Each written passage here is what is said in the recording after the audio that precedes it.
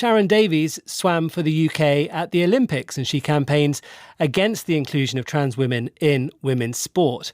I asked her for her reaction to the news.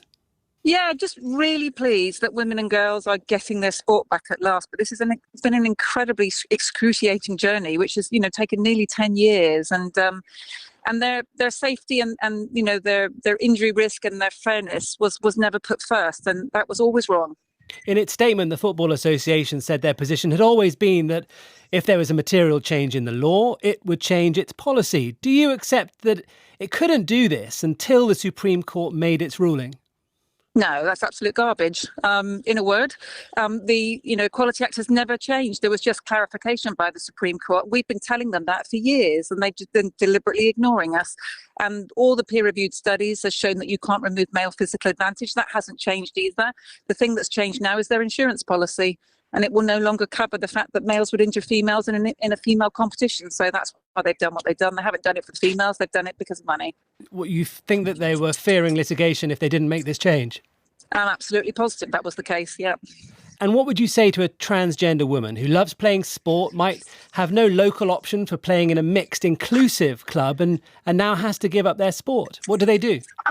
I don't think they have to give up their sport. They can play with other males. Why should they have an advantage in a woman's game? Why should the women risk their injury and an unfair platform? I don't understand how the inclusion meant that women all of a sudden lose it. If you did this to men's sport, they would never put up with this. It was just women were disposable, and that was never fair. So the FA should have worked on better ways of being inclusive, whether that was, creating a safe space for LGBT teams, or whether that was making sure that men were acceptable of non-stereotypical men. I mean, women have been acceptable of non-stereotypical females for a very long time in the world of sport. I can give you an example during the Olympic Games where we had a trans-identifying female in the boxing from the Philippines. And not a single female had a problem with that, providing that person wasn't taking testosterone. So women have been doing that for a long time. It's now the turn of men to do that. You say women were seen as disposable. In whose eyes? In the eyes of women. Women weren't even given a voice. They weren't even asked about this. The FA did not ask their female footballers what they thought about this at all.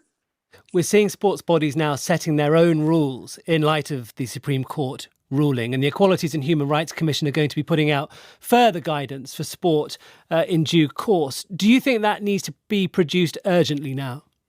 Yes, I think so. But, the Supreme Court clarification was very clear, that a woman means a biological female. So therefore, it's sex discrimination if you're offering a men's race and you're not offering a women's race, which is free from men, because it's no longer a woman's race. And that includes the marathon, that includes, Hampstead Pond, that includes breeze cycling events, and that includes parkrun.